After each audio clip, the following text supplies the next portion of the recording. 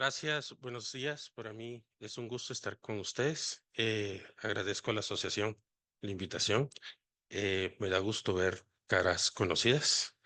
Me da gusto también ver caras nuevas y que podamos hablar de este tema que es bastante apasionante y que tiene muchos enfoques multidisciplinarios. Me acuerdo del jefe de posgrado, el doctor Orellana, cuando él decía que el enfoque de radiología no podía ser la típica imagen del radiólogo que todos tenemos, de que está en el último nivel, cerca de las bodegas, y el único que la conoce es su secretaria y que va a recoger su cheque a final de mes del lugar. Ese enfoque también tiene que cambiar en nosotros y nosotros nos volvemos mucho más participativos cuando estamos hablando sobre estos temas. Eh, una de las características de lo que vamos a hablar hoy sobre mecánica vascular es que la importancia del diagnóstico de la mecánica vascular empieza con nosotros. Desde que estamos haciendo el examen del paciente, con todo lo que recibimos el día de ayer hablando sobre el manejo y la forma en que teníamos que hacer adecuadamente el estudio de nuestro paciente, ahorita vamos a agregarle un poco más. ¿Qué es lo que nosotros estamos viendo y qué es lo que nosotros estamos interpretando? Es muy distinto cuando el médico tratante está haciendo el estudio vascular porque está buscando una causa del por qué está sucediendo la enfermedad venosa. Mientras el enfoque de nosotros tenemos que encontrar el mecanismo por el cual el proceso venoso se está produciendo. Entonces, con esto vamos a empezar. Eh, Soy muy malo para la tecnología, así que me disculpo. Vamos a empezar con un caso clínico. Y este es el típico caso clínico que nos toca a nosotros casi siempre en nuestros consultorios y es el que nos maneja y nos mueve el tapete. Es un paciente femenino de 50 años, pesadez en las piernas y pies, hiperpigmentación desde el tobillo y la pantorrilla, edema en miembros inferiores que empeora en las tardes y en las noches.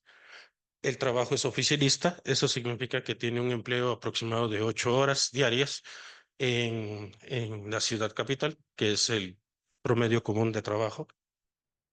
No hace ejercicio y tiene antecedentes de obesidad, hipertensión, diabetes y en su juventud fue con diagnóstico de síndrome metabólico y también le dieron tratamiento con metformina. Pues solo al ver el paciente y ver las características con todo lo que hemos visto y nos aprendimos el día de ayer, pues obviamente esperaríamos encontrar la patología y el mecanismo de la enfermedad. Le hacemos el estudio venoso al paciente y el Doppler venoso nos sale normal. Lo reportamos como normal, sin embargo tiene características de una enfermedad venosa. Lo vuelve a repetir el médico tratante, ya sea el flebólogo, y entra la interconsulta. ¿Realmente hicimos bien el estudio? ¿Realmente el enfoque que hicimos estaba bien? ¿O se nos pasó por alto algo por el cual reportamos el Doppler venoso? Y mientras estamos viendo si fue una cosa o el médico tratante tiene otra, estamos buscando la causa de la enfermedad, pero sin encontrar el mecanismo. En estas vamos a dividir la plática en dos. De primero vamos a hablar de factores predisponentes y después vamos a entrar de lleno a lo que es mecánica vascular. En los antecedentes demográficos, como lo que vamos a ver aquí, estamos hablando que la prevalencia es del 25 al 30%. En los adultos representa un grado de enfermedad venosa más frecuente en mujeres y las úlceras son más frecuentes en hombres. También hay factores de riesgo principales, que muchos de estos factores fueron mencionados el día de ayer. En predisposición genética, obesidad y sedentarismo, embarazo y multiparidad y bipedestación prolongada. Empecemos hablando de predisposición genética. Cuando se descubrió completamente el genoma humano y comenzamos a tratar de investigar las causas de enfermedades que pudieran estar relacionadas con una enfermedad genética, si nosotros buscamos en nuestros textos de pregrado, siempre que hablaba de insuficiencia venosa, podríamos encontrar inclusive en la semiología de Suros que tenía un antecedente genético. Si mi mamá había tenido enfermedades venosas, pues entonces yo también tenía enfermedad venosa. Si mi mamá tenía enfermedades metabólicas, pues yo también voy a tener una predisposición a enfermedad metabólica. Pero nos quedábamos con ese sesgo, solo sabíamos que existía, pero no sabíamos por qué ocurría. Entonces, cuando se hizo la investigación del genoma humano, se identificaron 855 polimorfismos, o sea, a nivel del núcleo de la célula, habían variantes de 855 nucleótidos que eran muy diferentes a la estructura que normalmente nosotros esperaríamos ver en el cadeno humano. Y en estos 855 nucleótidos se encontraron 30 variantes que podían estar en una predisposición para enfermedad venosa. Eso significa que nosotros desde que nacemos ya veníamos con una predisposición de tener una enfermedad venosa. Entonces sí se cumple lo que dice y lo que decían nuestros libros de Suros, que teníamos un problema genético que viene por familia, no necesariamente. Y aquí, recordando una antropóloga que escribió sobre por qué nosotros caminamos erguidos y no caminamos en cuatro patas, teniendo eh, todo el mecanismo para poder caminar en cuatro patas, pero caminamos en dos. Lo que estamos hablando en la formación genética es que las 30 variantes que encontraron es que son normales si camináramos en cuatro patas, pero como estamos caminando en una bipedestación, estas 30 variantes son las que nos predisponen a nosotros a tener una insuficiencia venosa, lo cual, si no camináramos erguidos, pues estas 30 predisposiciones no existirían. Y por eso el factor genético es uno de los puntos que se toman en cuenta ahora que hablamos de la predisposición. Sin embargo, tenemos un limitante. No porque tengamos la predisposición de 30 variantes, como los que mencionamos anteriormente, significa que van a influir en el factor ambiental. Hasta ahí no hemos podido influir. No sabemos cuánto tiene que ver una carga predisponente genética a un cambio de factor ambiental en un lugar predisponente que comience un problema de insuficiencia venosa. Por supuesto, esta limitante aún no se conoce y se siguen haciendo estudios para saber en qué momento ocurre.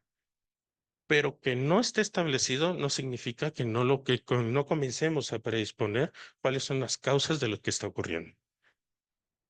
Vamos a hablar del tema de obesidad y sedentarismo. Eh, Mientras nuestras ciudades sean mucho más pobladas, va a haber mucho más sedentarismo y mucho más proceso de obesidad. Y los mecanismos implicados que vamos a encontrar es que al haber un aumento de la circunferencia abdominal, va a haber un aumento de una presión intraabdominal. Este aumento de presión intraabdominal va a ser un mal y dificultad de retorno venoso. Acordémonos que el retorno venoso va muy dependiente de lo que es la gravedad. Y si estamos hablando de que el paciente, encima de que la vena tiene que pelear contra la gravedad, tiene que tener un sistema adecuado para que haya un buen adecuado retorno venoso. Encima de eso estamos aumentando el tejido adiposo en este tipo de pacientes. Y estas dos condiciones hacen que la dificultad de retorno venoso de miembros inferiores hacia cámara cardíaca derecha sea un poco más difícil.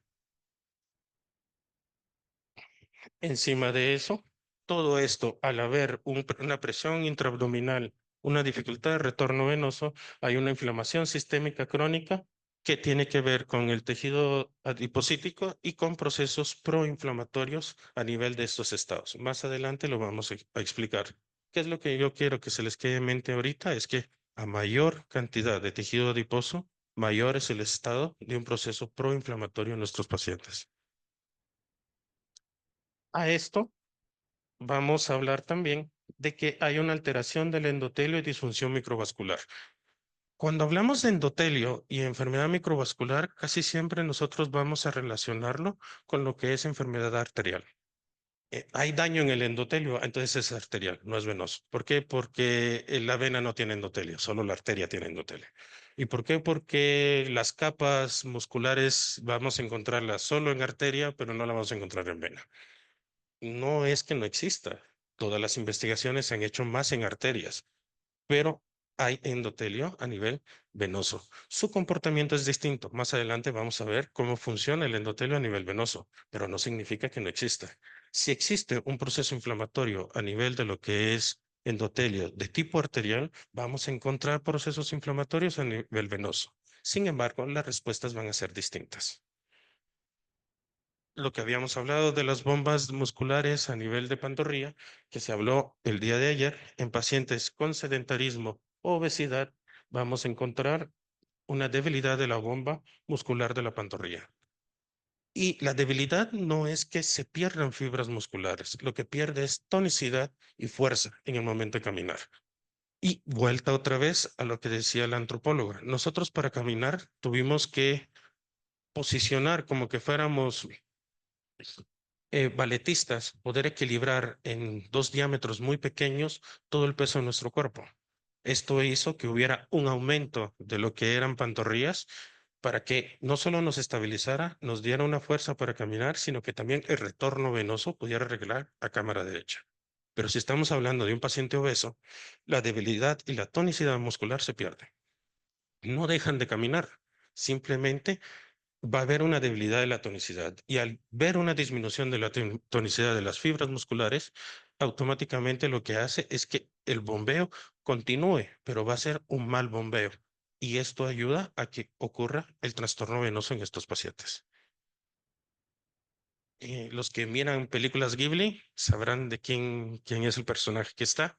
De lo contrario, pues hagámonos de la idea que cuando tenemos demasiadas ganas de comer, y tenemos antojo de algo muy bueno un día viernes para ver una película, existen dos mecanismos que nos ayudan a nosotros para poder comer en ese momento. La leptina, que es una hormona producida de los adipocitos, regula el apetito y el gasto energético. Tengo hambre, la leptina está aumentada. Y lo que hace esto es segregarse a nivel de todo lo que es el sistema circulatorio, llega a su receptor, que es la hipófisis, nos da hambre, tengo ganas de comer unos nachos con queso mientras miro mi película y entre más nachos haya, mucho mejor.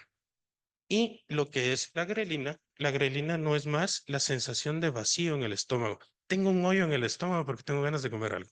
Y ese hoyo en el estómago lo está generando la hormona de la grelina y estas dos van en simbiosis. Las dos están aumentadas para que haya para que la persona comience a comer, una termina lo que es la leptina de darnos la sensación de saciedad y cuando nos dan la sensación de saciedad, pues la sensación de el agujero en el estómago disminuye. ¿Por qué? Porque la grelina completó. Y si somos un poco más acuciosos, nos vamos a dar cuenta que cuando terminamos de comer y nos da, ya terminamos y tenemos la sensación de saciedad, es responsable de estimular el peristaltismo. O sea, sabemos nosotros que después de una buena comida, pues nos dan ganas de ir al baño. Y es lo que normalmente nosotros tenemos en esta función de estas dos hormonas. Y en pacientes jóvenes, pues obviamente está relacionado con la hormona de crecimiento. Está ahí. Sin embargo, si lo estamos viendo en un paciente obeso, la leptina tiene una resistencia central. No es que se produzca de más, es que los receptores a nivel de la hipófisis ya no lo toman en cuenta. Y es cuando los pacientes obesos pues pueden acabarse medio metro de Vesubio o pueden comerse un metro de Vesubio y no tener la saciedad suficiente. La grelina va a estar en baja en los pacientes obesos. ¿Por qué? Porque no existe la sensación de vacío, no existe la sensación de saciedad. ¿Por qué? Porque la leptina, no llega a los receptores porque los receptores están topados completamente de la misma hormona.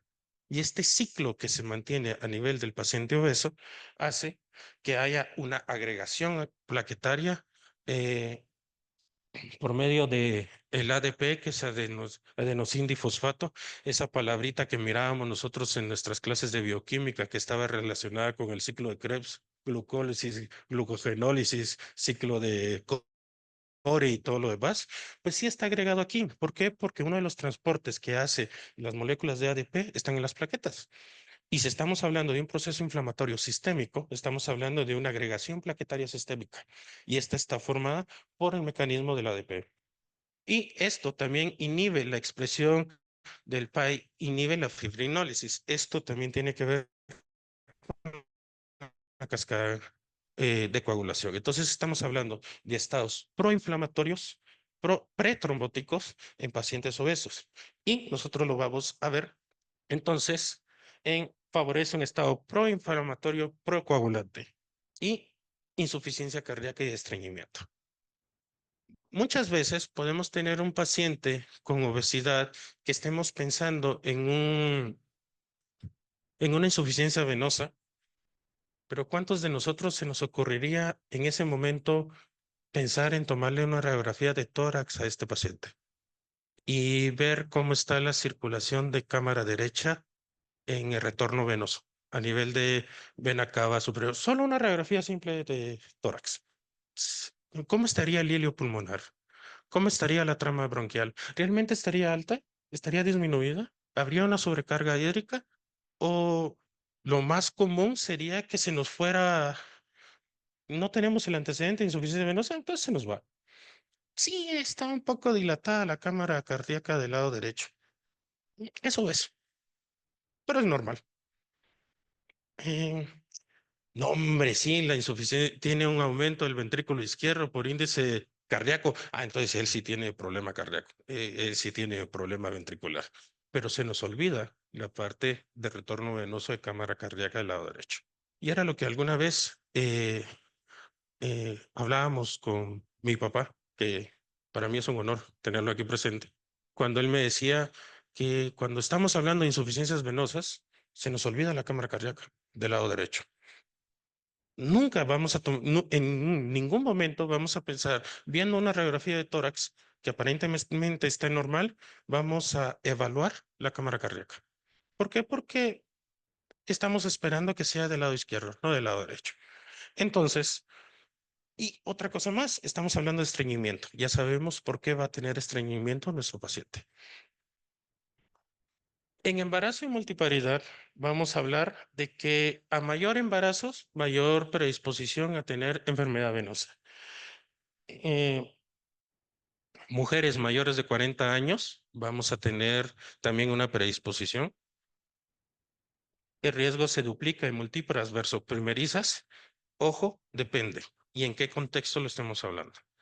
Que lo estamos hablando en países de primer mundo, aunque no me gusta usar mucho ese término, pues obviamente estas son las estadísticas que podemos encontrar. Pero todos los que pasamos, hicimos práctica en un hospital público, sabemos que hay pacientes primerizas que pasan en trabajo de parto de 12 a 24 horas. Esta, este trabajo de parto también hace una insuficiencia de piso pélvico y como explicaron el día de ayer los excelentes expositores que estuvieron ayer, vamos a encontrar puntos de fuga a nivel de piso pélvico. Las causas van a ser aumento hormonal, volumen circulatorio, hipotonía venosa y compresión mecánica. Eh, Acordémonos de este esquema y lo vamos a estar repitiendo en toda la conferencia. Si estamos hablando en un embarazo y en la parte arterial vamos a encontrar efectos hormonales en el embarazo que van a estar circulando progesterona y estrógenos. Estos efectos hormonales van a hacer que el músculo liso vascular esté disminuido. Esta disminución hace que el volumen plasmático a nivel venoso se distienda. ¿Por qué? Porque hay una hipotonía vascular. Y esta hipotonía es una compensación que hace nuestro cuerpo o que hace en el cuerpo en las pacientes embarazadas para completar el sobrecarga de espacio que existe cuando están embarazadas. Y este volumen se redistribuye a todo el sistema nuevamente y lo hace por medio de vasodilatadores, que por eso existen las hormonas, para poder mantener el flujo constante, tanto arterial como venoso. Pero ahora agreguémosle otro factor. Y el otro factor predisponente que tenemos son las enfermedades metabólicas en pacientes embarazadas. Es común que nuestro paciente sea debutante con una enfermedad metabólica, ya sea hipertensa o sea diabética, y que esto también influya y haga un trastorno en el sistema regulador del sistema arterial y venoso que estamos hablando. Y encima de eso, el paciente tiene una compresión mecánica por el útero sobre las venas ilíacas, cava e ilíaca, y el flujo venoso y la hipertensión venosa van a estar aumentados en el paciente. Y vuelta nuevamente a preguntarles a ustedes, ¿cómo estaría la radiografía de tórax de este paciente con un embarazo? Ahí nos explicaría muy bien porque hay una compresión mecánica que va a haber sobre la vena cava inferior y sobre las ilíacas. Entonces, vuelta nuevamente. ¿Cómo está la cámara cardíaca del lado derecho? ¿Va a estar aumentada? ¿El hilio pulmonar va a estar aumentado? O sea, sí podemos ver una insuficiencia cardíaca en una radiografía de tórax, aunque no estemos viendo en miembros inferiores. El dato existe, pero aunque exista, como decía también el doctor Molina, no porque exista significa que lo conozcamos. Es posible que se nos vaya por alto. Y es muy común que se nos vaya por alto si no estamos pensando en la patología. Bipedestación prolongada. Esto es el Este es el atol con el dedo que nos quieren vender siempre. Si usted pasa 8 horas parado en un lugar específico, usted va a tener insuficiencia venosa. Una persona que no hace ejercicio, una persona que no camina, va a tener una insuficiencia venosa. La pregunta que les quiero hacer, y cada uno se la contesta a usted mismo, es, eh, según el informe de Vial del 2023 de la OMS, menciona en pocas palabras, tenemos que usar menos carro, caminar mucho más y las vías de comunicación tienen que ser mucho más rápidas. ¿Cuántas horas tuvimos que sufrir en el tráfico para poder venir el día de hoy? Ya tenemos que hablar de dos cosas más. Áreas citadinas y ciudades dormitorio. ¿En qué ciudad dormitorio vive usted y a qué horas tiene que salir usted de su trabajo para llegar puntual a su hora de trabajo? O llegar media hora antes a su trabajo o una hora antes a su trabajo o poder dormir 45 minutos en su carro antes de entrar a su trabajo. Y es que si tenemos en cuenta esto, estamos hablando de que usted cumple 8 horas de trabajo, pero eso súmele 2 horas más para poder llegar a su trabajo y súmele 3 horas más para regresar a su trabajo. Ahora agreguémosle que es quincena, viernes. Agreguémosle como ayer que fue el partido de fútbol de El Salvador y Guatemala. Agreguémosle bono 14 Navidad, Año Nuevo o todo lo que a ustedes se les pueda ocurrir. O agreguémosle la salida por un día de feriado largo de recreo. Todas estas condiciones nos producen una insuficiencia venosa. Y aquí tenemos la idea de que porque como estamos parados 8 horas, entonces eso me puede dar insuficiencia venosa. Pero si estoy sentado no me preocupa. Y si a eso agreguémonos como estaba en el caso clínico, ¿cuál es su trabajo? Soy oficinista. Entonces significa que usted pasa, aparte de las 2 horas sentado en su carro para llegar, pasa otras 8 horas sentados en su trabajo. Sí, ok. Entonces estamos hablando de una sola posición. Y eso también tiene que ver con una insuficiencia venosa.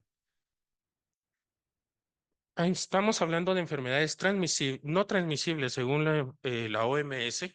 Y la OMS ya comienza a hablar sobre cardiopatías coronarias, que es mucho estudiado a nivel de lo que es y en todos los consensos cardiológicos, lo primero que mencionan es enfermedades coronarias en ciudades altamente pobladas. Si nos vamos con los neumólogos, pues obviamente lo primero que va a sacar son el asma y tanto lo que es cardiopatías y asma tienen sus propios protocolos y sus propios lineamientos para seguir, principalmente en ciudades citadinas, sobrepobladas, perdón. Cáncer también es otro de los que tomamos. Pero si nos damos cuenta, y se los pongo en rojo, volvemos a tener las dos enfermedades con las que empezamos, diabetes e hipertensión.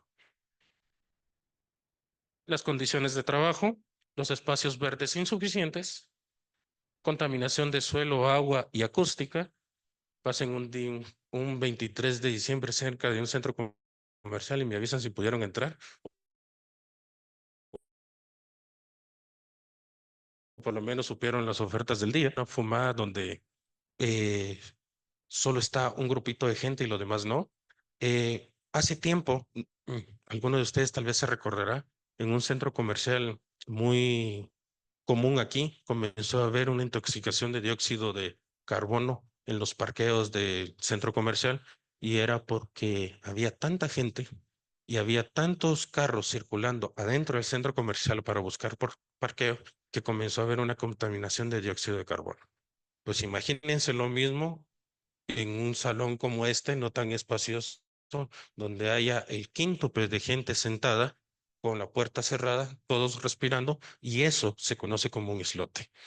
Y los islotes de urbanos son como lo que sucedió el día de ayer en todos los restaurantes donde estuvieron pasando el partido de fútbol, pues entre mayor concentración también se toma como una de las condiciones de causas. Escasez de espacios para recreatividad. Eh, Antes de pasar con esto, los espacios para recreatividad son muy escasos en las ciudades grandes y aunque exista pasos y pedales los días domingos, aunque existan noches de museos, aunque exista noches de visita a los zoológicos, aunque usted quiera llegar, de todos modos el tráfico no lo deja llegar. Entonces, hasta ahorita lo que hemos visto son los factores que nos pueden producir todo lo que podemos ver nosotros de insuficiencia venosa. Eh, para los que no conocen, este es del pueblo donde nací yo, San Pedro Zacatepec, San Marcos. Este es el Parque Central y esa es la municipalidad. Ahora, vámonos a mecánica vascular. Y esta es la otra plática que les traía. Mecánica vascular no es un concepto radiológico, es un concepto cardiológico. Y los cardiólogos ya lo manejaban anteriormente. Uno de los primeros que trajo el concepto cardiológico, este concepto cardiológico a Guatemala, fue un cardiólogo de Guate, que, el doctor Wiss, que estuvo en el San Juan de Dios, que dio una plática sobre mecánica vascular, pero ninguno entendíamos de lo que él estaba hablando. Y eso fue cuando yo era externo, hace más o menos unos 10 o 20 años. Y el concepto generó en el aspecto cardiológico porque ya se toma en cuenta como una enfermedad, una epidemia de enfermedades cardiovasculares, todo lo que es hipertensión arterial. Ojo, todo esto estaba enfocado en problema de tipo arterial.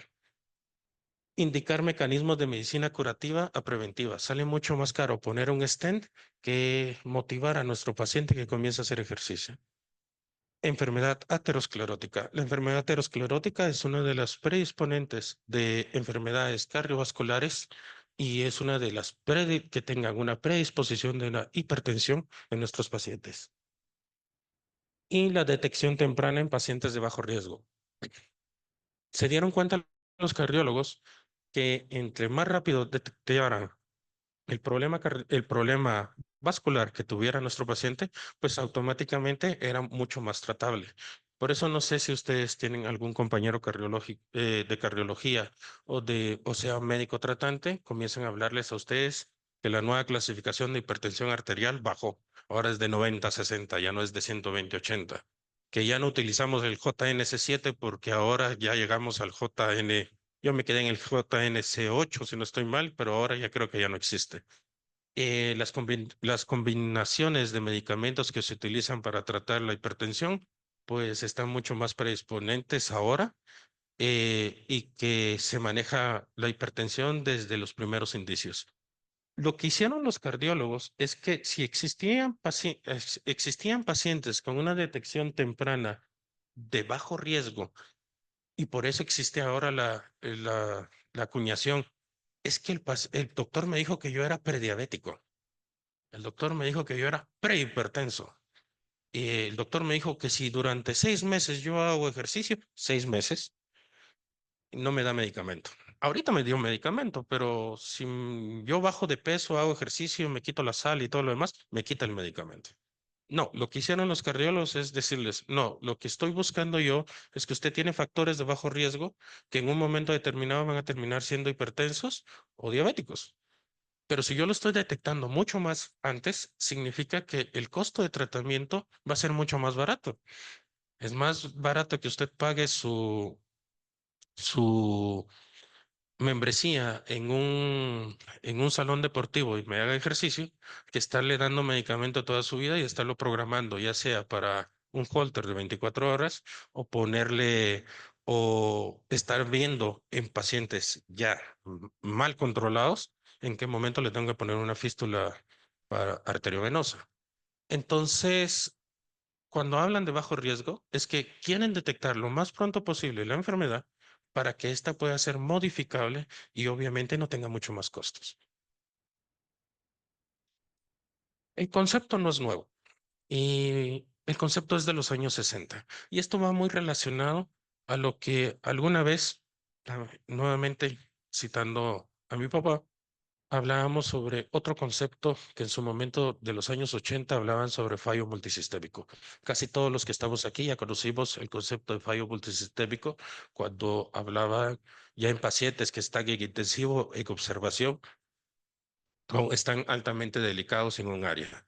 Sin embargo, tanto este concepto como el concepto de fallo multisistémico no es nuevo, es de los años 60. Y lo único que se hizo en este tiempo es que decían que si se podía medir el gasto cardíaco, ojo, estamos hablando de los años 60, años 80, no tenemos la tecnología que tenemos hasta ahorita. Supongamos que puedo medir el gasto cardíaco. Si mido el gasto cardíaco, puedo suponer que si hay alguna anomalía, existe una rigidez arterial de la enfermedad. Si existe una rigidez arterial, hasta ahorita solo puedo ver con una radiografía simple una arteriosclerosis de Monkeberg. Ah, entonces este paciente tiene un problema arterial. ¿Por qué? Porque tiene ateromatosis. Puedo suponer que hay un daño en la función endotelial. ¿Alguno lo ha visto? No, solo el patólogo hasta ahorita ha visto que existe una membranita extra a nivel de lo que es arteria. Pero en la vena no lo tiene. La vena no, pero la arteria sí lo tiene. Y si junto estas tres cosas, tengo un paciente hipertenso. Sí fue como nació el concepto de mecánica vascular. Y mecánica vascular, obviamente, lo manejaban más cardiólogos. Ahora, hasta ahorita me han oído hablar mucho, hablar de fallo de bomba, fallo arterial y fallo arterial. Ya hablamos de metabólicas, ya hablamos de hipertensión y más alguno de ustedes me va a decir, pero ¿y no era venoso lo que iba a hablar el doctor? Pues, o sea, ¿y por qué está hablando arterial y no está hablando venoso? O sea, más parece conferencia de medicina interna. Entonces, haciendo un poco de historia, vamos a hablar que este señor de aquí, Andrea Cesalpino, acuña el término circulación. Él fue el primero que dijo, la sangre circula. Significa que si sale de un lado, sale del otro. Tiene un origen y tiene un final. Y todo llega a un mismo sistema. Sale del corazón y tiene que regresar al corazón. O sea, no puede cambiar. Y acuña un término más. Al sistema circulatorio le agrego que el sistema es cerrado. ¿Eso qué significa? Ok, significa que existen tubos específicos que llevan sangre y que recogen sangre. De un lado va a expulsar la sangre, pero del otro lado va a recoger la sangre. Ok, entonces ya entiendo yo por qué estamos hablando de un sistema de circuito cerrado. Unidos por unión de salida de bomba cardíaca y una de reentrada, lo que había dicho. Existe una bomba donde saca de un lado, entra del otro. Nos recordamos de nuestro libro de fisiología de Wheaton cuando estábamos en pregrado, que decía el corazón es una bomba y es una bomba separada, del lado izquierdo o lado derecho. Eso es un circuito cerrado como lo que estamos hablando ahorita. Entonces, si hablamos de un sistema cerrado, quedémonos con esa idea de un sistema cerrado. Vamos a hablar que el sistema cerrado tiene una distribución eficiente que es adaptativa a la arquitectura de órganos y tejidos. Significa que nuestro sistema, así de la misma forma que puede llegar a un órgano específico, puede irrigar todo un sistema completo. Está regulado por preferencias de irrigar más un órgano a otro. Tengo hambre, pues obviamente vamos a tener más circulación en lo que es estómago y sistema digestivo. Tengo ganas de correr, bueno, va a haber más sangre en lo que son nuestros miembros inferiores. Tengo ganas de nadar, bueno, hay más circulación en tronco superior. Permite transportar sustancias para ser liberadas donde sea necesario. Significa que si tengo una herida en el dedo meñique del pie del lado derecho, bueno, hasta ahí puede llegar el proceso. ¿Por qué? Porque el sistema cerrado me deja a mí llegar hasta donde tiene que llegar. Necesita puntos de intercambio de transporte de distribución rápida o lenta. Hoy no tengo ganas de levantarme, la verdad es que tengo muchas ganas de seguir durmiendo. Ah, bueno, entonces la frecuencia cardíaca va a disminuir, pero no significa que el sistema continúe su movimiento circulatorio. Se me hizo tarde salir del trabajo. Si salgo 5 minutos más tarde, el tráfico me va a matar. Bueno, se activa todo nuestro sistema para poder salir lo más pronto posible. Y algo muy importante, y quédense con esa idea del inciso 5. Necesita sistemas auxiliares de impulso sanguíneo para mantener equilibrio del sistema. El corazón en nuestro sistema no es suficiente para bombear y mantener una regulación completa. Necesita sistemas accesorios para hacerlo. Necesito vasoconstricción, puedo usar hormonas que viajan a nivel de nuestro sistema cerrado y poder hacer vasodilatación y vasodilatadores o vasoconstrictores. Necesito sistemas auxiliares como los muslos de las pantorrillas para que haya una contracción en el momento en que yo esté parado o en el momento que esté caminando. Puedo manejar de tal forma de que el corazón no sea el único que esté bombeando, sino que todo el sistema esté circulando. Si estamos hablando de un sistema cerrado, entonces acuñamos dos más, la circulación pulmonar y la circulación sistémica. En todo esto que estamos hablando ahorita de circulaciones, vamos a hablar que el 16% del volumen sanguíneo se encuentra en corazón y pulmones. No vamos a hablar hoy del tema del 16% de volumen, pero queremos que en la circulación pulmonar va a haber 16% de volumen sanguíneo. El 84% de volumen va a estar en el sistema circulatorio sistémico. 64% va a estar en lo que es en venas, el 13% va a estar en arterias y el 7% del sistema de distribución sanguíneo va a estar en volumen sanguíneo. Y esto es algo muy importante. Estamos hablando que uno de los mayores reservorios de sangre en nuestro sistema circulatorio va a estar a nivel venoso, no va a estar a nivel arterial. Vamos a empezar hablando poco a poco sobre cómo estos mecanismos vamos a terminar en lo que es la hipertensión. Los capilares, los capilares son como las fronteras de un país a otro. Como estamos viendo en esta fotografía, una gran cantidad de demanda tiene que pasar de un lado al otro lado, específicamente. Esto significa que la velocidad sanguínea promedio en el capilar es de 0.3 milímetros por segundo. La sangre permanece de 1 a 3 segundos en los capilares y la presión del capilar tiene que tener 35 milímetros de Hg. ¿Qué significa esto? Tiene que haber una presión constante a nivel del capilar para que haya una velocidad sanguínea entre un capilar de 0 a 3 segundos y la permanencia de 1 a 3 segundos de la sangre en el capilar se mantenga y así mantenga nuestro sistema completo. ¿Se acuerdan del esquema? Nuevamente vamos a ver el esquema. Eh,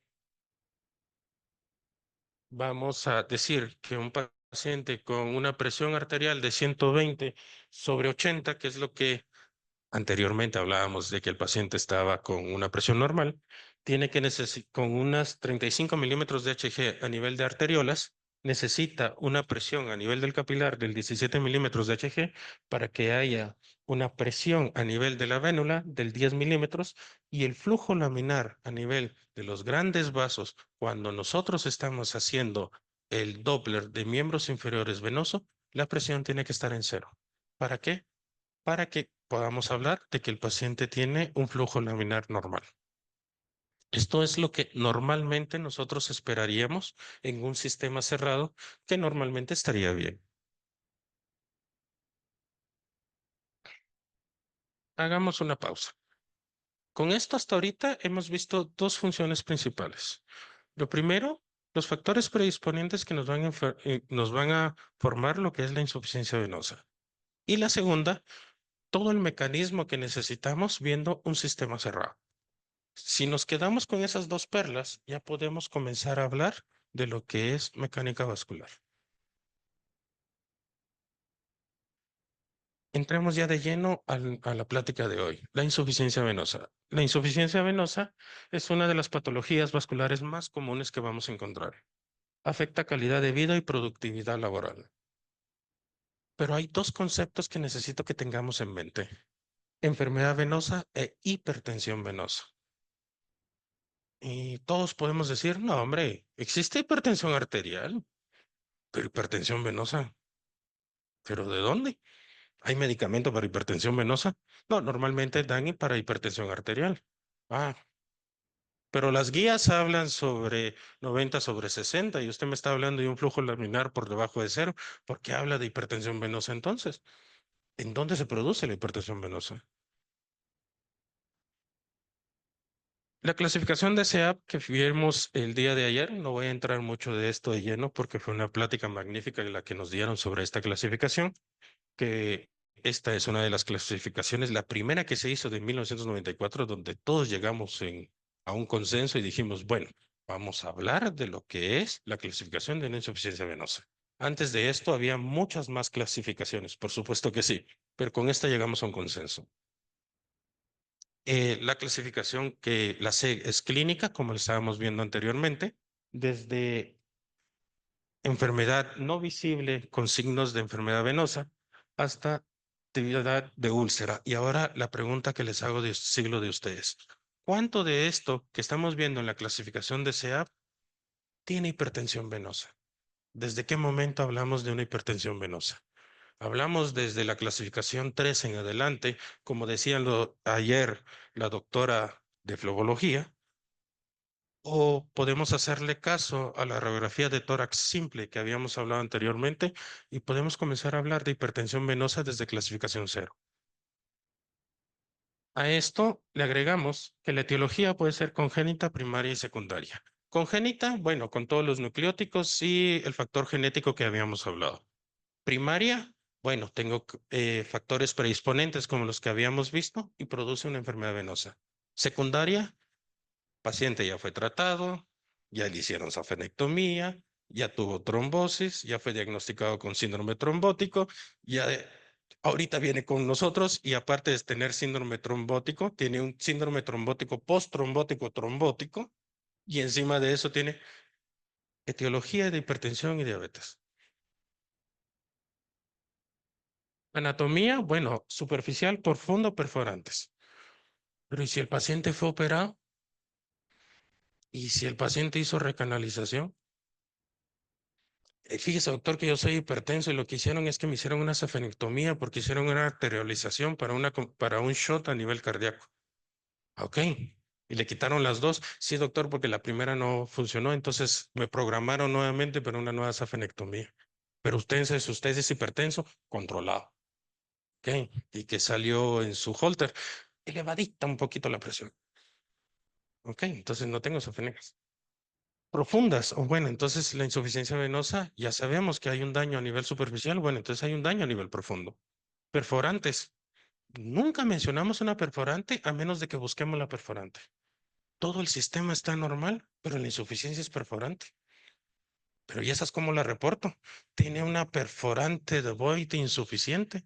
El que me va a entender es el flebólogo, pero ¿y todos los demás? ¿Dónde queda la perforante de Voigt si la nueva clasificación menciona que solo es 2, 3 o 4, arriba, por debajo o en medio de la pantorrilla?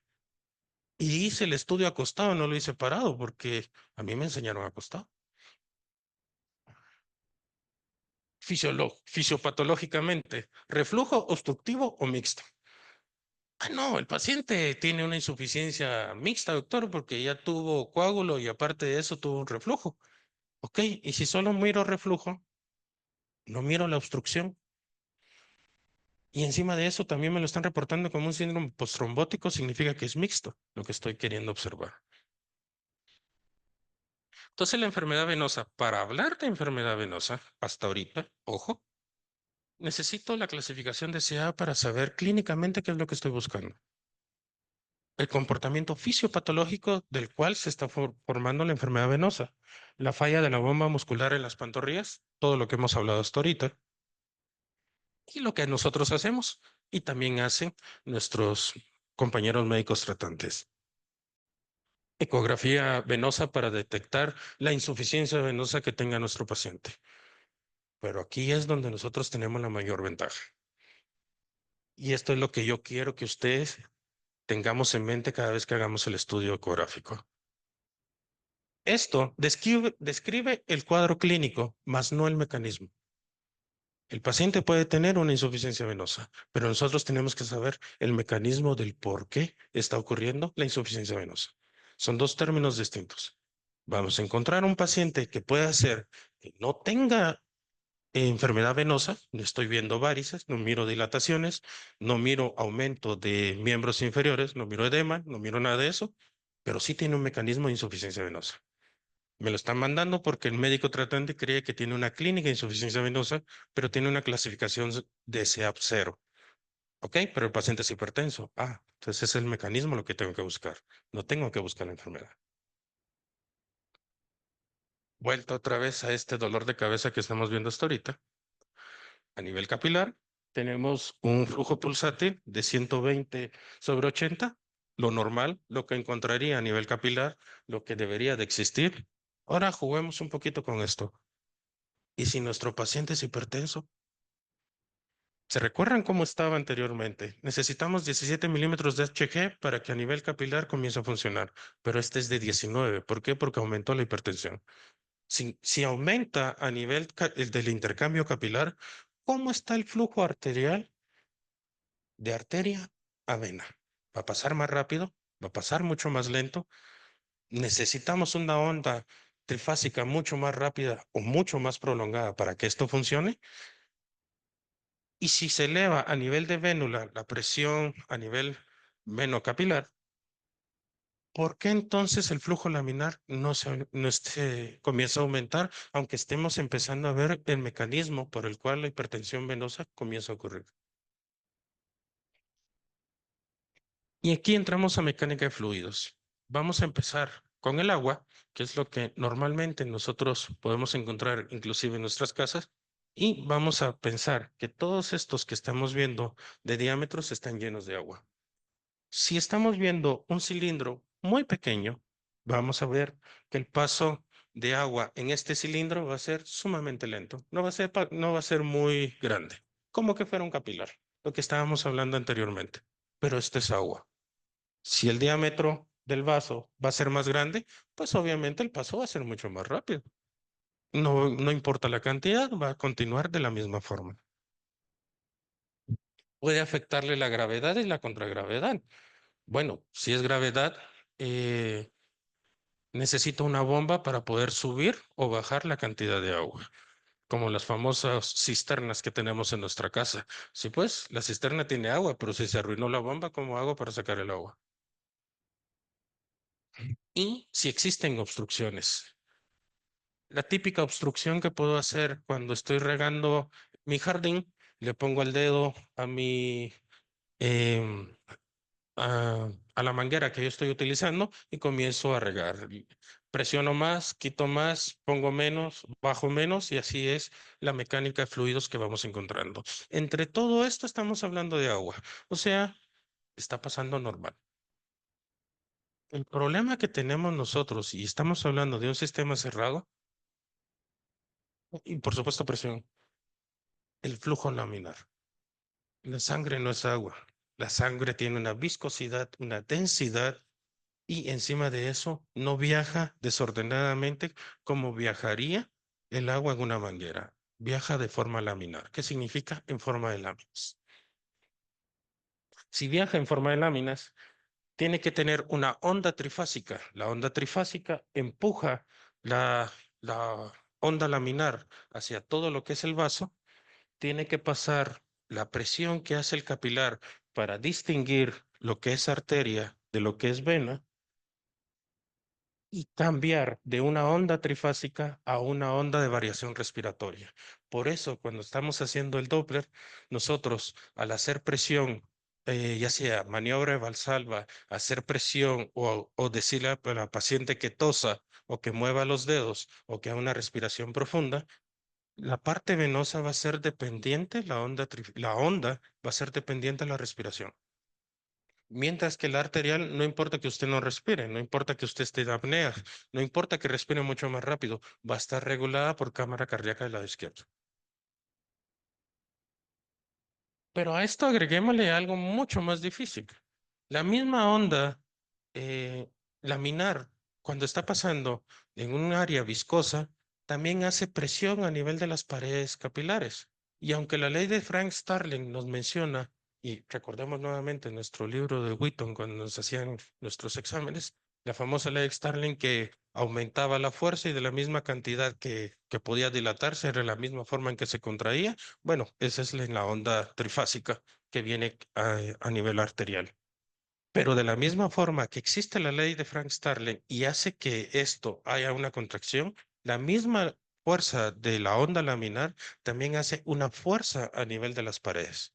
Y esta fuerza que hacen las paredes también hace lo que nosotros vamos a ver como una distensión.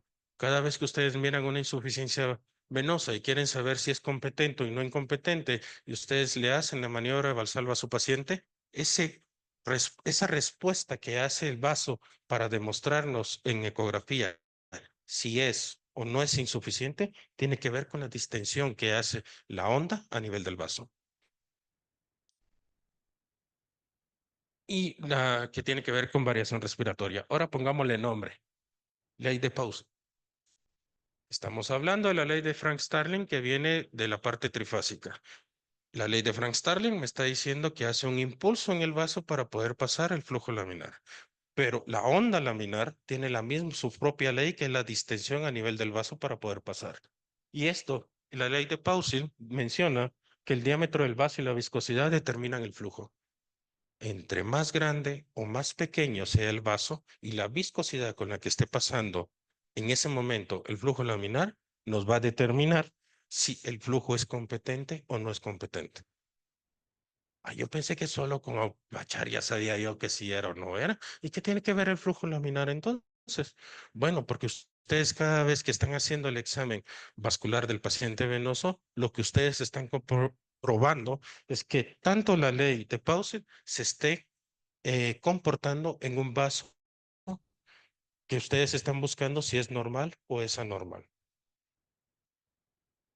La ley de Pauset que habíamos mencionado, un efecto principal que también no podemos olvidar es lo que es la gravedad y por eso la importancia de que nuestro paciente esté en bipedestación. Todo este sistema no puede funcionar si no existe el componente gravitatorio. Si quitamos el componente gravitatorio de nuestro paciente y lo acostamos, la ley de Paulson es muy difícil que nosotros la podamos distinguir. Podemos ver que hay una insuficiencia venosa en un momento determinado, por supuesto, cuando ya hay una dilatación o una enfermedad venosa crónica. Pero si quiero detectarla muy tempranamente, tenemos que tener la gravedad a nuestro favor. Y esto vamos a decir, entonces, fuerza de unidad de área que el flujo ejerce sobre la pared vascular, lo que hemos hablado hasta ahorita. La tensión de cizallamiento, y aquí volvemos otra vez a complicarnos la vida nuevamente, es que la fricción del flujo sanguíneo sobre la pared de endotelio no puede pasar el flujo laminar solamente así por así, como esperaríamos tener. ¿Por qué? Porque obviamente va a causar daño a nivel de lo que son las paredes. Y aquí viene el endotelio. El endotelio a nivel venoso sí existe. No se comporta de la misma forma que se comportaría a nivel arterial.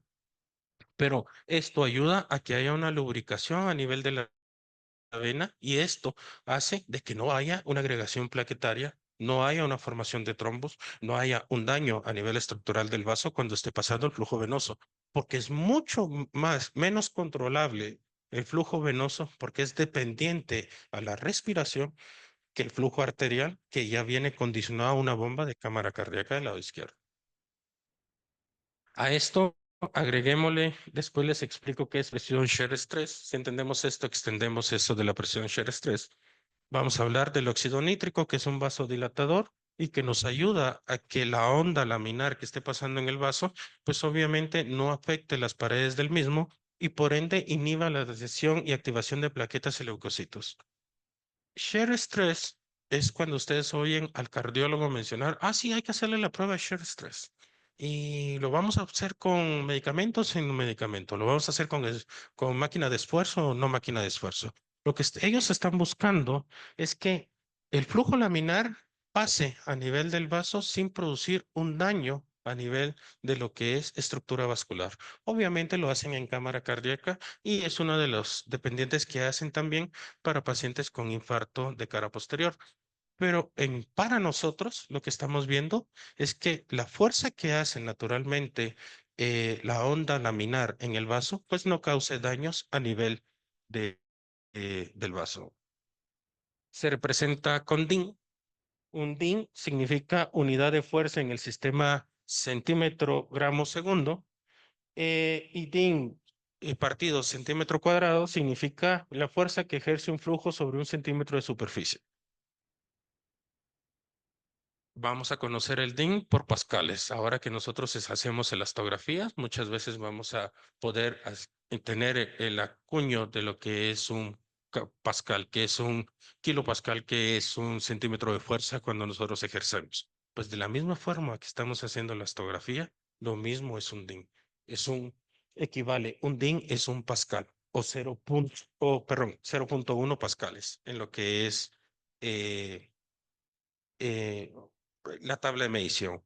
Como un ejemplo que les traigo ahí es que si estamos hablando de 5 DIN por centímetro cuadrado, estamos hablando de 0.5 pascales. ¿No se les queda el DIN? Recordémonos de pascales. ¿Por qué? Porque es lo que más común nosotros estamos más relacionados cuando estamos haciendo la histografía. Entonces, vuelta otra vez a tener nuestro dolor de cabeza que es un capilar. Hablamos de algo normal, vamos a encontrar que existe de 1 a 2 pascales normales en el intercambio arterial, 16 milímetros de Hg que significan 0.5 DIN o 0.5 pascales a nivel de lo que es venoso, y el flujo laminar vamos a encontrarlo. Pero comencemos a subirle hipertensión arterial nuevamente a nuestro paciente. Estamos hablando que si subo a 40 milímetros de Hg a nivel arterial, estamos hablando de 5 pascales de fuerza que está pasando la sangre de una arteriola hacia el capilar. Y de la misma, de 23 a 24 milímetros de Hg es la resistencia en el capilar. Y entonces estamos recibiendo 3 pascales de fuerza a nivel venoso. Por arriba de esta cantidad, de lo que normalmente encontraría de 0.5, estoy elevando a 3 pascales de fuerza a nivel venoso, ya no hablo de un flujo laminar. ¿Por qué? Porque la vena se está comportando como que fuera una arteria, sin tener las características de de una arteria completa. Entonces ya no hay un flujo laminar, es un flujo desordenado. ¿Por qué? Porque ya existe una presión a nivel de la vena. Y aquí es donde comenzamos a explicar que existe, antes de entrar a la ley de atrapamiento leucocitario, la hipertensión venosa existe, pero su comportamiento es muy distinto a lo que diríamos nosotros de la hipertensión arterial. Vamos con la última plática y ya con esto vamos cerrando. Si existe la hipótesis del atrapamiento leucocitario, o sea que aparte de lo que hemos hablado fisiopatológicamente, aparte de que hemos hablado de los antecedentes, aparte que hemos jugado con la presión arterial, también le vamos a meter proceso leucocitario. Oye, eso significa que a esto le hay que agregarle un proceso inflamatorio también. Los leucocitos adhieren al endotelio y se acumulan en extremidades, inflamación crónica, daño valvular o tisular. Este es un ejemplo de un callado safenofemoral, donde si ustedes miran, el flujo es aparentemente laminar, tiene que ver con la respiración. Este es inspiración, la otra es expiración, pero no hay cambio en el flujo, se mantiene. Al cambiar las gamas de oscuro y usar las tonalidades del ultrasonido, observo que hay un daño valvular, como lo que estoy viendo del lado izquierdo, y puedo ver que en el momento en que le pido a la paciente que vuelva a hacer una maniobra de Valsalva, el flujo se mantiene igual como cuando estaba haciendo la primera evaluación del paciente. Y cuando comienzo a usar elastografía, lo que estoy viendo en la parte más sólida, existe áreas de fibrina por un eh, proceso trombótico antiguo que se queda adherido a nivel de valvas y que puede pasar desapercibido en la primera evaluación que tenga. Nuestro paciente, con el que empezamos la plática. Las moléculas de adhesión que tienen que ver una cascada inflamatoria. Estoy viendo un proceso inflamatorio en la pared, estoy viendo que existe todo este comportamiento hasta ahorita. Tiene que haber un factor intrínseco de lo que es la cascada de coagulación. los factores de crecimiento y son dos cosas importantes que hay que tomar en nuestra enfermedad venosa.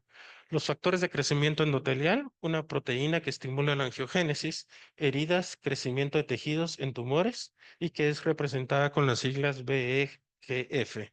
El factor transformante beta es citocina, es una molécula mensajera. Esta es mucho más importante que el factor de crecimiento endotelial porque es el árbitro en el sistema inflamatorio. Hay una gran cascada inflamatoria. Esto está haciendo que haya un daño a nivel de lo que es la estructura completa del vaso y entonces el factor de transformante beta lo que quiere es hacer una regulación del crecimiento y una diferenciación de la célula. Pero como todo está desordenado, no lo puede controlar.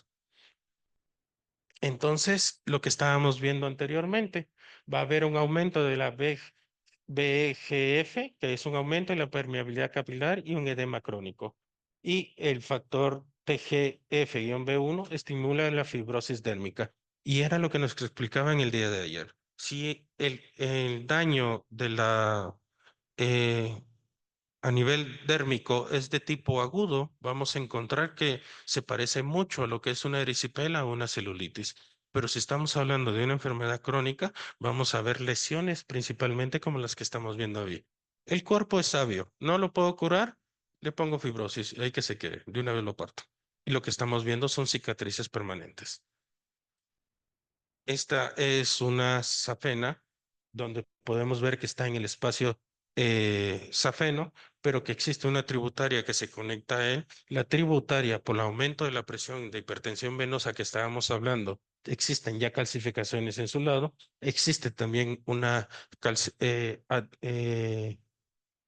fibrinólisis a nivel de lo que es la safena adherida a la pared posterior. Y esto nos habla de lo que estamos hablando de un factor de crecimiento. En el daño de válvulas, vamos a hablar que los hallazgos histológicos, cuando estamos haciendo nuestro paciente, puede ser estiramiento, rotura, fusión de válvulas o una infiltración por monocitos o macrófagos. Esto, lo que estamos viendo son las valvas, como lo pueden ver, en fase inspiratoria y en fase expiratoria. Miramos el espacio conforme se van abriendo y se van cerrando, que es lo que normalmente miraríamos cuando estamos evaluando a nuestro paciente. Pero si estamos hablando, y este sería el paso de un flujo laminar normal a nivel venoso. Y este es el daño de valvas, donde la valva está incompetente, autoinsuficiente, el diámetro aumentó para compensar la presión que tiene la vena y automáticamente esto hace de que haya una insuficiencia de valva. Volvemos a oír la palabrita presión shear stress, un flujo laminar protector, aumento de dióxido nítrico y prostaciclinas y un flujo turbulento inverso proinflamatorio más radicales libres. Y esto es lo que miramos nosotros cuando estamos haciendo la evaluación venosa, el reflujo anómalo a nivel de la insuficiencia. Entonces, la hipertensión venosa, presión anormalmente elevada en las venas de las piernas. Es consecuencia de reflujo, obstrucción, falla funcional, obesidad, debilidad muscular, presión central elevada. En el mecanismo fisiopatológico que explica los síntomas y complicaciones. Sin hipertensión venosa, la enfermedad venosa no progresa. Ojo, si tenemos un paciente con una enfermedad venosa, busquemos la hipertensión. La relación entre ambas, la enfermedad venosa nos va a describir el qué, las manifestaciones clínicas de la enfermedad. Úlcera, edema, cambio cutáneo, lo que estamos acostumbrados a ver en nuestra clínica. Y la hipertensión venosa nos va a explicar el por qué. No todo paciente con hipertensión venosa necesita presentar varices, no necesariamente. Las conclusiones. La enfermedad venosa es el conjunto de manifestaciones clínicas. La hipertensión venosa es el motor fisiopatológico de la enfermedad.